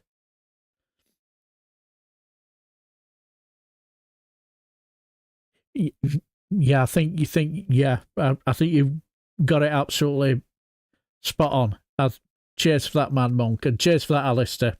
Much appreciated. I think my son will be very, very happy if he sees a few more subscribers. He'll be thinking, "How's that happened?" But I'm just trying to work out whether there's two theories on this, because what he says here, I'm trying to work out, is he saying this because he got called out, or is he saying this because he's genuinely mad because they played the wrong clip? Very, very interesting. I did make a mistake, and I want to say that mistake. When I called for a soundbite, I was expecting a piece of the enemy from within, from Maria Bartiromo's interview, to be tied to the piece from your town hall, Harris, where you asked the former president about the enemy from within. It just had the piece about the town hall, and just take a listen to what I meant to roll. I think the bigger problem is the enemy from within, not even the people that have come in and destroying our country. We have some sick people, radical left lunatics. And I think they're and it should be very easily handled by, if necessary, by National Guard, or if really necessary, by the military. They were saying I was like threatening. I'm not threatening anybody. They're the ones doing the threatening. They do phony investigations. I've been investigated more than Alphonse Capone. He was the greatest gangster. No, it's true. No, but think of it. It's called weaponization of government. It's a terrible thing. My point was that we asked him the question about that sentence and what he was trying to mean. Yeah, that's my. Is he saying that because she called him out, or is he saying that because he genuinely angry because they played the wrong clip and made him look stupid? I don't know. I have my general thought is that the thing here that because she called him out, because I have a feeling if she hadn't called him out, they wouldn't have been playing that clip. He wouldn't have been apologising and doing all because, and also I get the feeling that I think it's one of the biggest ratings. I think got extra 7 million views or something, and I get the feeling that's why they were getting some backlash. Who knows? But very, very interesting.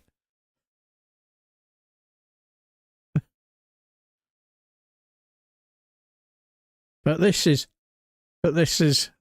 clearly she's on a bit of a roll because so she not only can she get under Donald Trump's skin, and clearly she can turn Fox News from the alpha male channel to the crumbling victimhood crying snowflakes. She also knows how to handle hecklers. Oh, you guys are at the wrong rally.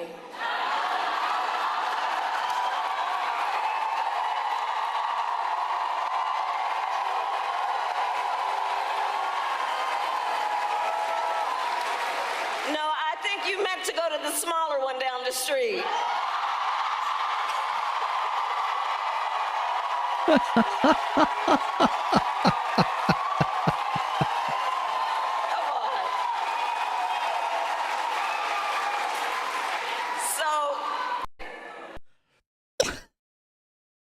That's quite quick-witted. Good evening, Evelyn.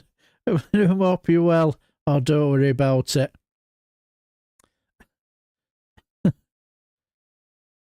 Oh, thank you. Yeah. Well, I think after what happened on Monday, I just felt I think it was something I needed to do.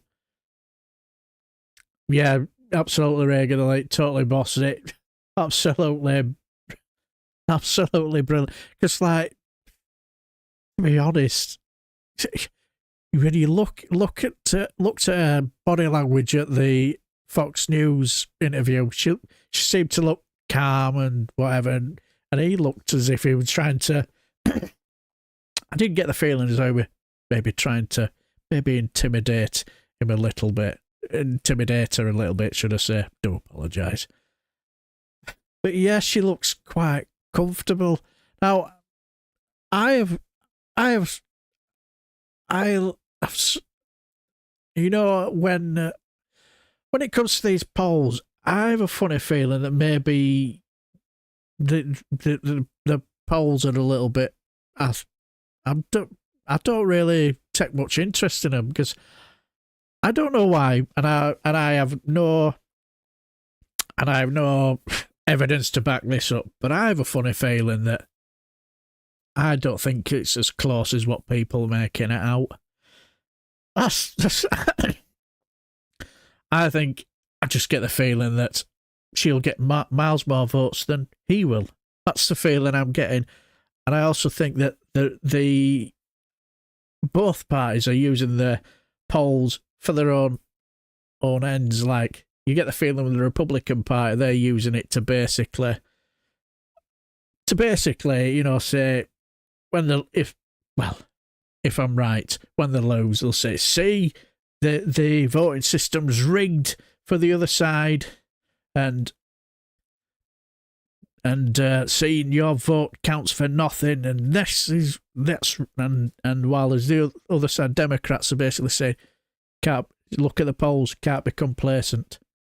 Your vote counts. Make sure you vote. And I just get that. That's a feeling I'm getting. And you look at the difference between when Donald Trump started in 2016. He was just like the funny guy, and quick-witted, even though he cognitively declining. And even in 2020, he was miles better than what he is in this one. And from what I could gather, is it true that he's cancelled some interviews and whatnot? Now I'm sure I've heard that it's because of exhaustion. He's exhausted. And they did one where he was basically, after a while, he was just swaying for 35 minutes on stage, and somebody said he had to be assisted off the stage after he'd soiled himself. And so you can definitely tell that. And then, Jeannie Bottle, Trump went to a rally at Madison Square Gardens and then off to Nuremberg, Pennsylvania. Yeah,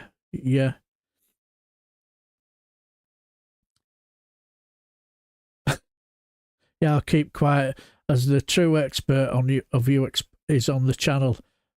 Yeah, you're probably right, actually. But like as I say, what I'm thinking, I don't have any evidence to back that, but it's just a gut feeling. I just have that gut feeling. I don't think it's as close as what people are making it out. Like as I say, I could be wrong, and I could very much be proved badly wrong when it comes to the result. But that's the feeling I get.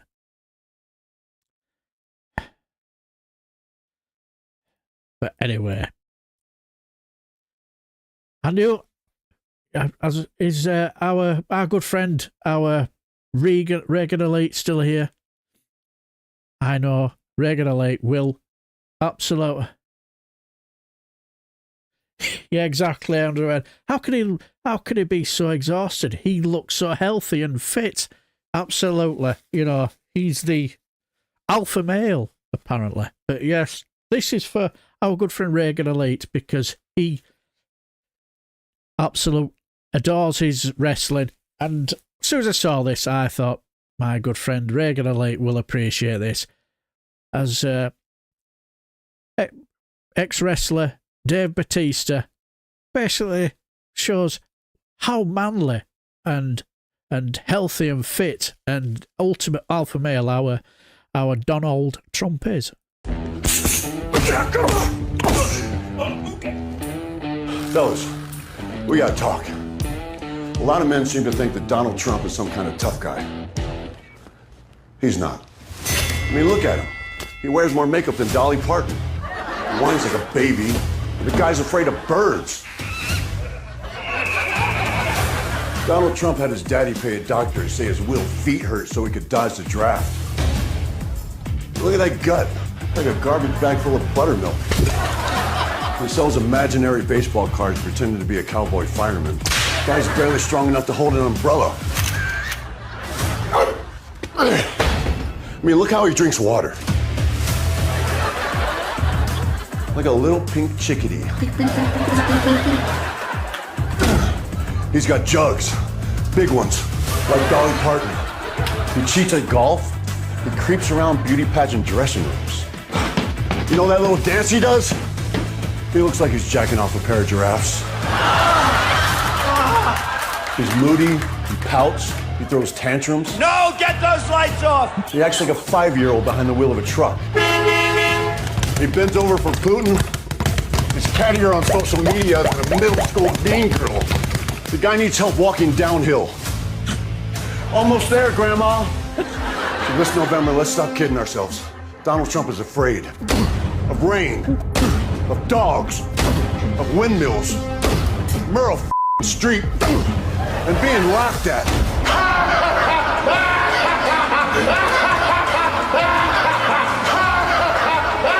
Isn't it past your jail time? Well, mostly, he's terrified that real red-blooded American men will find out that he's a weak, tubby toddler. Mommy, take me home. Mommy, I want to go home. What's wrong, tough guy? Did someone grab you by the whiny bitch. Guys, you can still see the road.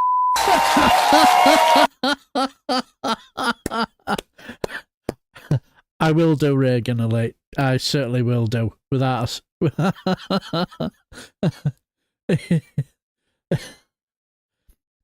yeah, I'll definitely. I'll send you like. I'm sure I follow you on Twitter as well, Alistair. I will do. That was brilliant, wasn't it? I must admit, I saw a recent picture of Dave Bautista, and he's lost a lot of weight. And I remember him as the big hulking guy in wrestling, and when I first saw him, I thought, he doesn't look that well to me. But when you see him there, he looks fit as a fiddle. He looks clearly totally different than what he used to be, but absolutely fantastic. But anyway, let's hear from the great man himself. This is Little Don, and let's just say he's got more intelligence than the old Donald. Welcome back to another edition of the Preschool Apprentice, okay? Today, the teacher took us on a field trip, okay? A mini field trip, because we played mini golf, okay? And quite frankly, I was confused because I thought it was going to be a lot of tiny little people like me. And there was not. There was a lot of big people playing what is called mini golf. So I think it's kind of rude. It's for kids, okay? Because it's mini golf, okay? And I'm very mini, okay?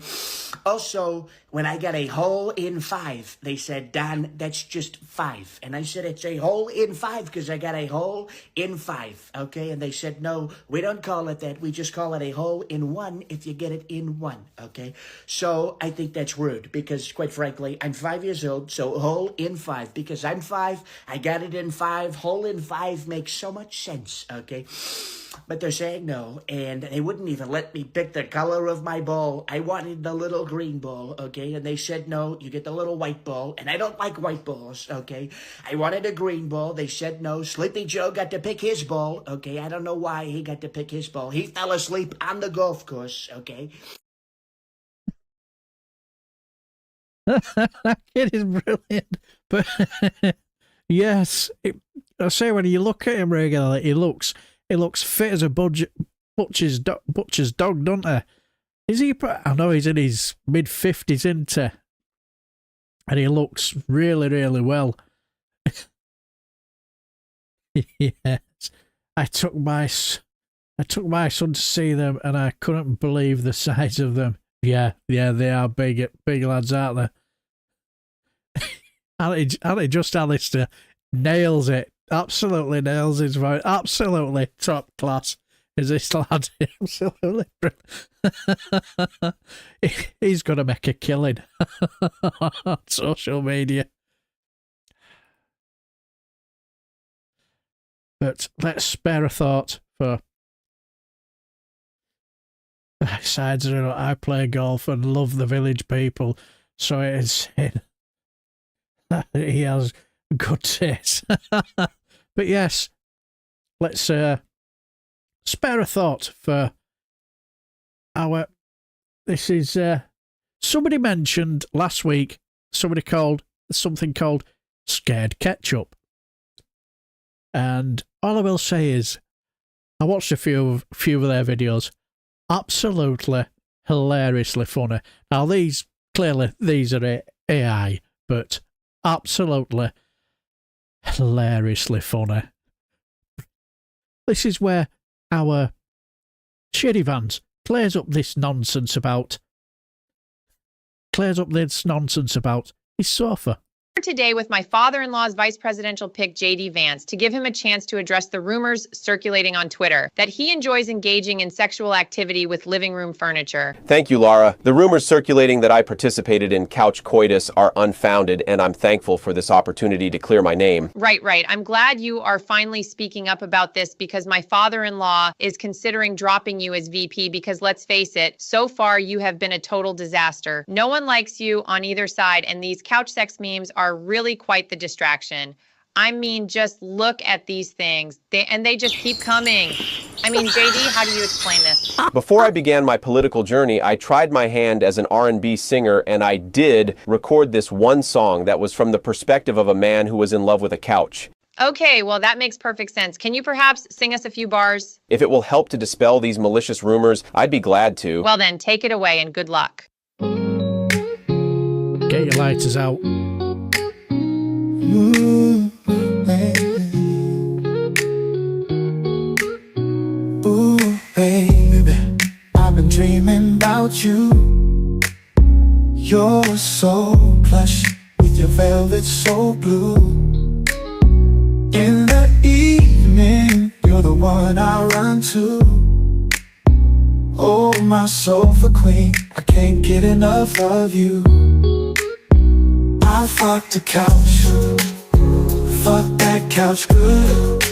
You know what I'm talking about. Come on baby, hey, let your stuff it out. I believe in love, yes I do. I fucked the couch, let me split those seams baby. My name is JD baby, and I fucked the couch. Yes I fucked the couch. We're all furniture people with so much to give. Understand me, sugar, ooh. Since we got to be here, let's live.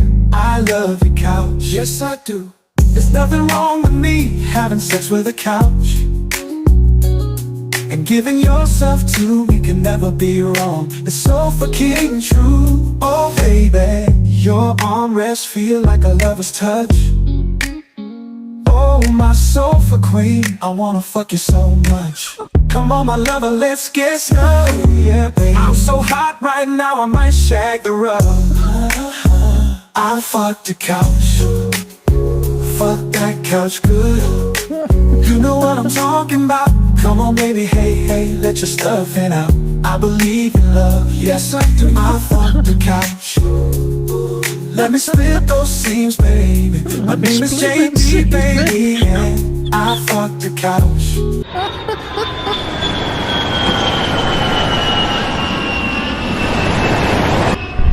Oh, I only wish. Oh, I wish. We can only dream, can't we? Yeah, scared ketchup. Absolutely brilliant.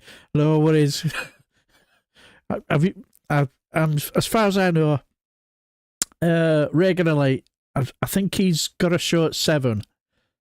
So if that's right, I will be. The couch must be pregnant. Yes, absolutely. Squire, pass me the rifle. Yes. Yeah, exactly, Stephen back. No words.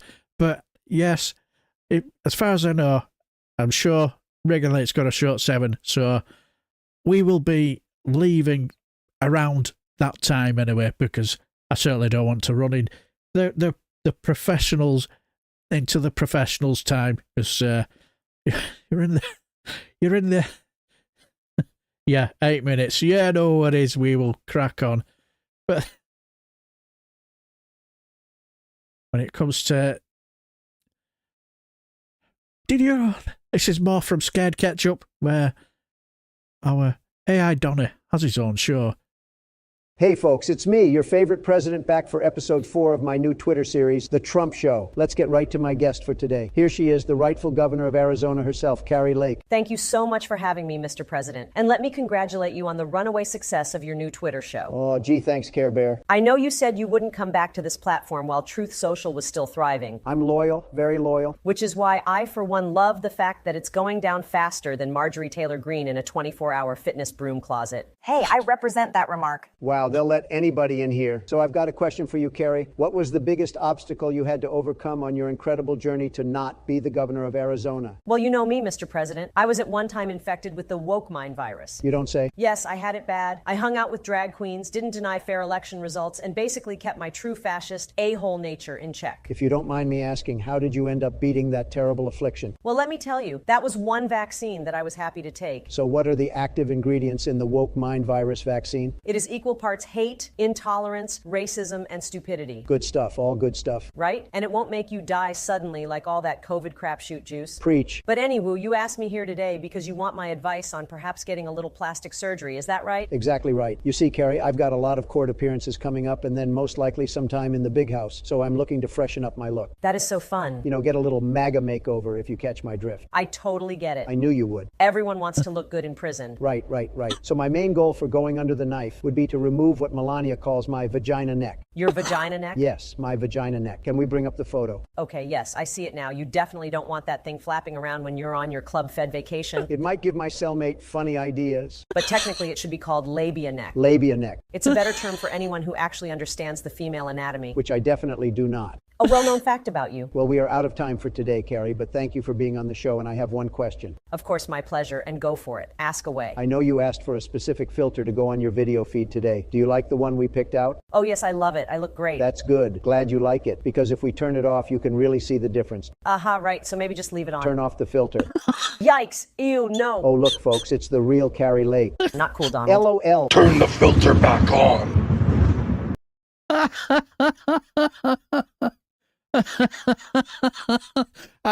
Scared ketchup, absolutely hilariously funny. I wanted to get to this one, especially for all my see, because one thing I'm very proud of, I have a lot of people who subscribe to my channel from north of the border, and let's just say this lovely young lady's from who we all know, who's let's just say she's, how can I put it, she's in afterlife care now, isn't she? Our Janey Godley, and I've loved her comedy for so much, and when I saw this, it just reminded me of what a fantastic lady this woman is, and it just wanted to, I don't know how long she's got to go, but it just, I think she posted this about a day or two ago, and I just thought, yeah, let's just remind ourselves of how brilliant the Janey Godley is, and what a treasure, national treasure. Well, she is in my eyes, national treasure, and this is for you, all my friends north of the border. Right, you, come on. Right, come on, the whole lot of you. Stephen McClatchy Wilson, right across this road. The rest of you, follow me. Come on. Jeanette, Sean, Stephen, William, come on. Across the road. The whole lot of you get moving. I'm going to climb this tree.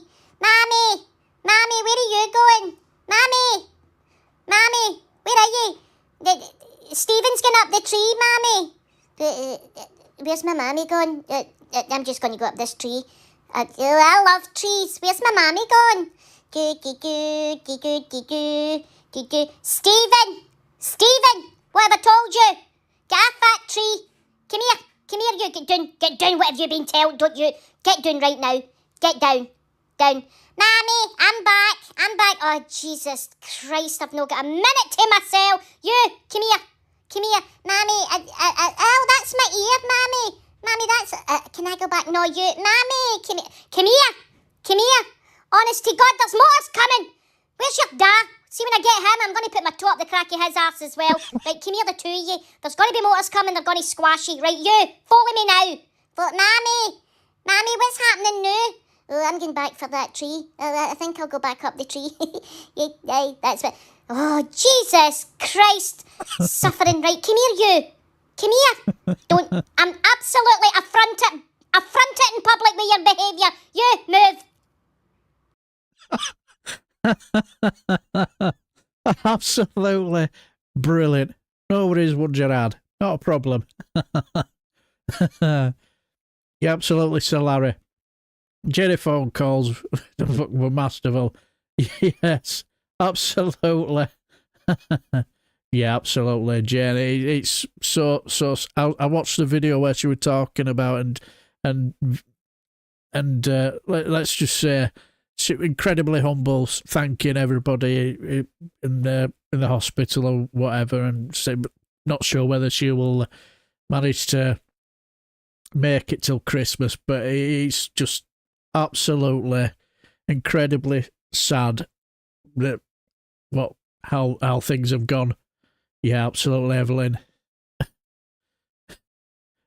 She's brilliant, and yeah, it's so sad. Absolutely, Evelyn. Appreciate the round of applause to welcome the monitors. Yeah, absolutely, totally agree. Yeah. Give a. I'll say thank you for the moderators. You've been absolutely spot on, absolutely brilliant. And I just want to say thank you for moderating and really appreciate it. Also, I want to say to all you people who've stopped by, which I really appreciate. To be honest, it's the highlight of my week. I enjoy it. Well, it gets me set up for the weekend, and it also makes me chuckle when I can hear in the room at the side of me is my daughter laughing at some of the videos as well. So what I'm going to do, I know you'll be all itching to go over to watch The Professional Daddies, our Reagan Elite, and I will probably pop over there and say hello myself. So what I will do is I will say goodbye. Thank you for watching the Friday Frolic. Have a lovely weekend, and see you next week, and take care, my friends. Goodbye.